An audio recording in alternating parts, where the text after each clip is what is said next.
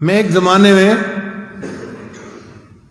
کام کرتا تھا، انجینئر تھا، چیف انجینئر تھا، بلکہ جنرل مینیجر تھا۔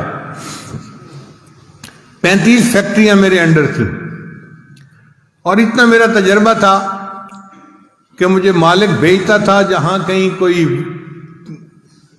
خرابی آ جاتی کہ ٹھیک کر کے آئیں۔ اور اس زمانے میں میری کنسلٹیشن فی ایک دن کا 1 لاکھ روپیہ تھی۔ یہ آج سے 25-30 سال پہلے کی بات ہے، یعنی ڈالر کا ریٹ تھا 18 روپے کا ڈالر۔ اب آپ سوچیں کہ 18 روپے کا ڈالر تھا اور مجھے ایک دن کا 1 لاکھ روپے ملتا تھا۔ ایک شوگر مل میں خرابی آئی، انہوں نے میرے مالک کو فون کیا، چیئرمین کو، کہ جی اپنے انجینئر کو بھیج دیں۔ میں 7 دن کے لیے گیا اور 7 دن وہاں کام کیا اور 7 لاکھ روپیہ لے کے آیا۔ ایسی میری جاب تھی۔ پورے شہر میں سب سے زیادہ ٹیکس میں دیتا تھا، 65% ٹیکس کٹواتا تھا۔ 18 سال پورے شہر کا سب سے بڑا ٹیکس پیئر میں رہا۔ اتنی اعلیٰ نوکری تھی، لیکن میں نے نیت کی ہوئی تھی کہ جب میری عمر 40 سال ہو جائے گی تو میں دنیا کی نوکری چھوڑ دوں گا اور میں پھر اپنا پورا زندگی کا وقت دین کے لیے گزاروں گا۔ تو الحمدللہ میں نے پھر دین کے لیے وقت دینا شروع کر دیا۔ جس مالک کو چھوڑا تھا میں نے، اس نے آج تک اپنی فہرست میں میرا نام لکھا ہوا ہے۔ میں نے اس سے ایک دفعہ فون پہ پوچھا کہ اب تو 25 سال ہو گئے، میں کبھی آیا ہی نہیں اور آپ نے میرا نام فہرست میں رکھا ہوا ہے۔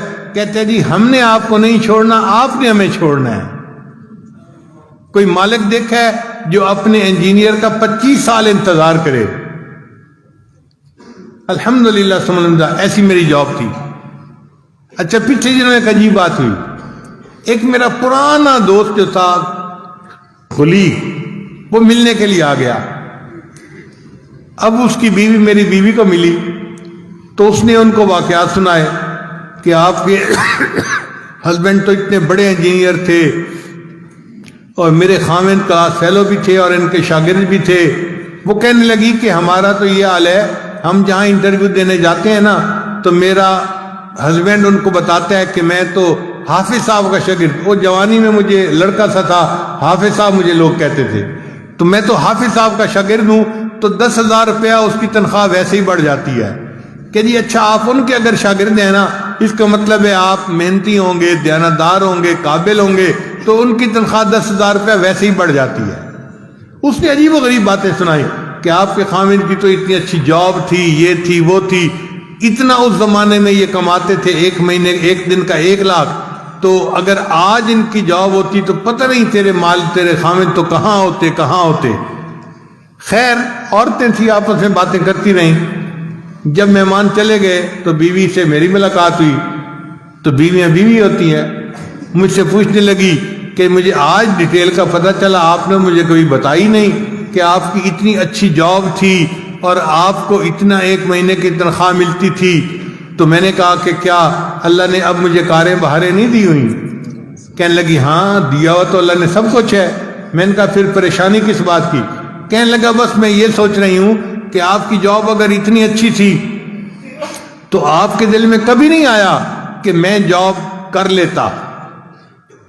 میں نے کہا کہ 30 سال کے عرصے میں 1 سیکنڈ کے لیے بھی میرے دل میں کبھی یہ تمنا نہیں آئی کہ کاش میری جاب ہوتی۔ تو پھر وہ ذرا میرے اور قریب ہو گئی اور میرا ہاتھ پکڑ کے کہنے لگی آپ مجھے سچ سچ بتائیں نا، کبھی خیال ہی نہیں آیا؟ میں نے کہا واقعی میرے ذہن میں کبھی خیال نہیں آیا۔ کہنے لگی کیوں خیال نہیں آیا؟ میں نے کہا سچ بتاؤں کہ مجھے بڑے کی نوکری کر کے ایسا مزہ آ گیا ہے، اب چھوٹوں کی نوکری کرنے کو دل ہی نہیں چاہتا۔